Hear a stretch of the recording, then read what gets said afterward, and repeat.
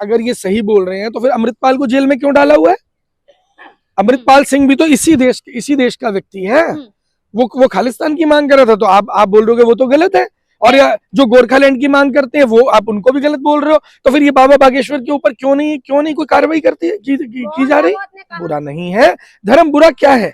जो लोग कट्टर हैं, कट्टर लोग धर्म को आजादी की लड़ाई लड़ रहा था, जब देश आहुति दे रहा था, अपने खून का बलिदान दे रहा था, जब इनकलाब की बात हो रही थी, तो ये लोग कहाँ थे? एक बात बताओ, बांग्लादेश में एक हिंदू मर जाता है तो यहाँ पर तलवारें खिंच जाती हैं, जी हिंदू मर गया। यहाँ 15 हिंदू 20 हिंदू जहरीला पानी पी के मर जाते हैं, तब तो किसी की आवाज नहीं निकलती।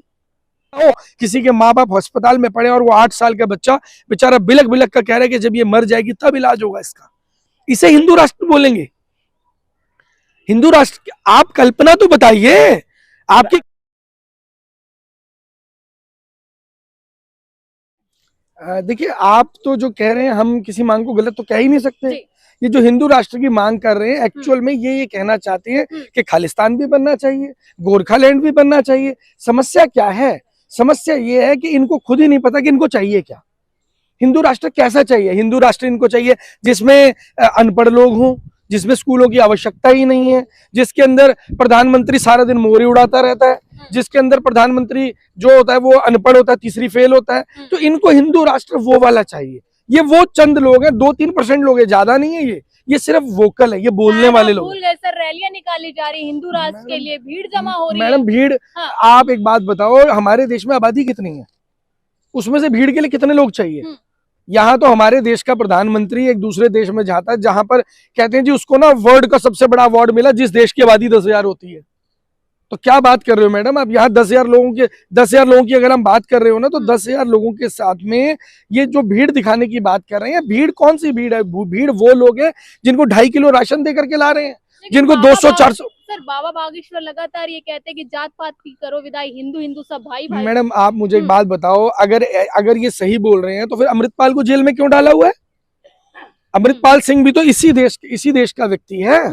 वो खालिस्तान की मांग कर रहा था, तो आप बोल रहे हो वो तो गलत है।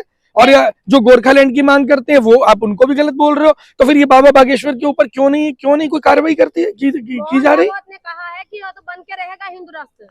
देखिए, मोहन भागवत जैसे बहुत आए और बहुत चले गए। मुगल भी आए थे, वो इसको मुस्लिम राष्ट्र बनाने वाले थे, कुछ नहीं कर पाए। अंग्रेज आए थे, पूरे देश को 200 साल लगाए, क्रिश्चियन राष्ट्र बनाने वाले थे, कुछ नहीं हुआ। ऐसे बहुत सारे घूमते हैं, मतलब ठीक है, आज वो सत्ता में है तो बहुत कुछ है, और सत्ता बदलते देर थोड़ी लगती है। जिस हिसाब से आज सत्ता को पूरे देश को तबाह करने का काम जो आरएसएस कर रही है, जिस तरीके से हमारे इंस्टीट्यूशंस को खत्म किया जा रहा है, हमारे एजुकेशन सिस्टम को खत्म किया जा रहा है, जिस तरीके से कश्मीर को बेच दिया गया, कश्मीर की घाटी को बेच दिया गया, असम को बेच दिया गया, लद्दाख को बेच दिया गया, तो आपको क्या लगता है कि ये लोग देश की बात करेंगे? जब देश आजाद हो रहा था, जब देश आजादी की लड़ाई लड़ रहा था, जब देश आहुति दे रहा था, अपने खून का बलिदान दे रहा था, जब इनकलाब की बात हो रही थी, तो ये लोग कहाँ थे? यानी कि आप खिलाफत करते हैं, आप हिंदू नहीं है क्या? देखो, हिंदू का मतलब क्या है आपको समझना पड़ेगा। चाहे हिंदू राष्ट्र हो, चाहे कोई भी राष्ट्र हो, आपको उस देश के अंदर क्या चाहिए? अगर आपको पढ़ा लिखा प्रधानमंत्री चाहिए तो हिंदू राष्ट्र अच्छी बात है। अगर हिंदू राष्ट्र के अंदर हमारी मुस्लिम बहनें सुरक्षित हैं, हमारी क्रिश्चियन बहनें सुरक्षित हैं, हमारे देश की दलित बहनें सुरक्षित हैं, भाई सुरक्षित हैं, सब लोग सुरक्षित है, तो अच्छी बात है। हिंदू राष्ट्र होना चाहिए, क्यों नहीं होना चाहिए? अब शरिया कानून से दुबई चलता है, 175 धर्मों के लोग वहां रहते हैं, सबको अपना धर्म जीने की इजाजत है, तो मैं उस धर्म को बुरा कैसे कह दूं? मैं सिर्फ ये कहना चाहता हूं, कोई धर्म बुरा नहीं है। धर्म बुरा क्या है? जो लोग कट्टर हैं, कट्टर लोग धर्म को मानते नहीं है। मानते सर हिंदू राष्ट्र बनना चाहिए। मैडम मैं क्या कह रहा हूँ, आप मेरी बात को समझ ही नहीं रहे ना। आप तो वही अंधभक्तों वाला काम आप कर रहे हो। मैं आपको क्लियर सी बात बता रहा हूँ कि जो कट्टर है वो धार्मिक नहीं हो सकता, क्योंकि धर्म कभी कट्टरता को दिखाता नहीं है। धर्म, जो धार्मिक व्यक्ति होगा वो कट्टर नहीं होता है। धीरेन्द्र शास्त्री सर अंधभक्त हो रही है, मोहन भागवत अंधभक्त हो रही है। तो भाई धीरेन्द्र शास्त्री कितना पढ़ा लिखे हैं? अरे मोदी जी के छोटे भाई हैं वो। हाँ, तो मैं कह तो रहा हूँ भाई, वो दूसरी फेल है, यही तो हम कह रहे हैं, और क्या कह रहे हैं? तो दूसरी फेल, तीसरी फेल, चौथी फेल, ये लोग अगर सरकार चलाएंगे तो भाई हमारी बहन बेटियों की ऐसी सुरक्षा होगी जैसे पहलवान बहनें हमारी जब यहाँ पर बैठी थी जंतर मंतर पे। वो तो लोगों की हाँ। मैडम ये देखो, हाथ की सफाई दिखाने वाले जोकर बहुत देखे हैं हमने, हाथ की सफाई दिखाने वाले, और ये हाथ की सफाई का काम है और कुछ भी नहीं है इससे ज्यादा। ये सिर्फ लोगों को बहकाने का, बरगलाने का काम है, और एक्चुअल में इनके ऊपर कानूनी कार्रवाई होनी चाहिए, सख्त कार्रवाई होनी चाहिए। जो लोग देश के अंदर उन्माद फैलाने का काम करते हैं, हिंदू मुस्लिम के नाम पे दंगा फैलाने का काम करते हैं, जहर फैलाने का काम करते हैं, आज छोटे छोटे बच्चों के मन में जहर भरा जा रहा है। लेकिन सर कहा जा रहा है अगर हिंदू राष्ट्र नहीं बना भारत तो कहीं ना कहीं बांग्लादेश जैसी स्थिति हो जाएगी। मैडम एक बात बताओ, बांग्लादेश में एक हिंदू मर जाता है तो यहाँ पर तलवारें खिंच जाती हैं, जी हिंदू मर गया। यहाँ 15 हिंदू, 20 हिंदू जहरीला पानी पी के मर जाते हैं, तब तो किसी की आवाज नहीं निकलती। और वो अंधभक्त जो कह रहे थे कि हम कश्मीर में जाके प्लॉट खरीद रहे हैं, कश्मीर में जाके शादी करेंगे, जब कश्मीर की एक वादी को भाजपा के कार्यालय में बैठ के आरएसएस के लोगों के द्वारा गुप्त डील करके साइन कर दिया जाता है कि हमने कश्मीर की एक घाटी जो है चाइना को बेच दी है, या जब असम की लैंड को बेच दिया जाता है, जब सोनम वांगचुक को बंद कर दिया जाता है उठा करके, जब वो लद्दाख की आवाज उठा रहे थे, लद्दाख को बेच दिया जाता है, तब तो ये लोग बोलते नहीं है। इनको कैसा हिंदू राष्ट्र चाहिए? इनको हिंदू राष्ट्र चाहिए बेचने के लिए, इनको बेचना है, सब बेचना है।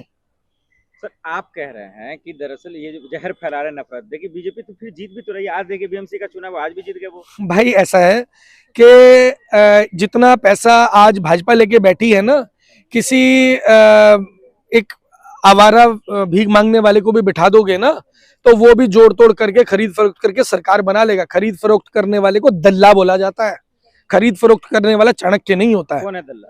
अब आप बताओ कौन है जो खुद को चाणक्य कहता है? खरीद फरोख्त करने वाला तो दलाल ही होता है, हम तो ये जानते हैं अच्छी तरह। बाकी देश की जनता है, आप सब वीडियो में देख रहे हैं, कमेंट में जवाब देंगे ना कि कौन है दलाल। पैसे से बीजेपी जीत रही है। पैसा, धन बल, बाहुबल, ईडी का प्रयोग किया जा रहा है। आज मेरे पास दे दो ईडी, और कल से भाजपा अगला चुनाव जीत के दिखा दे।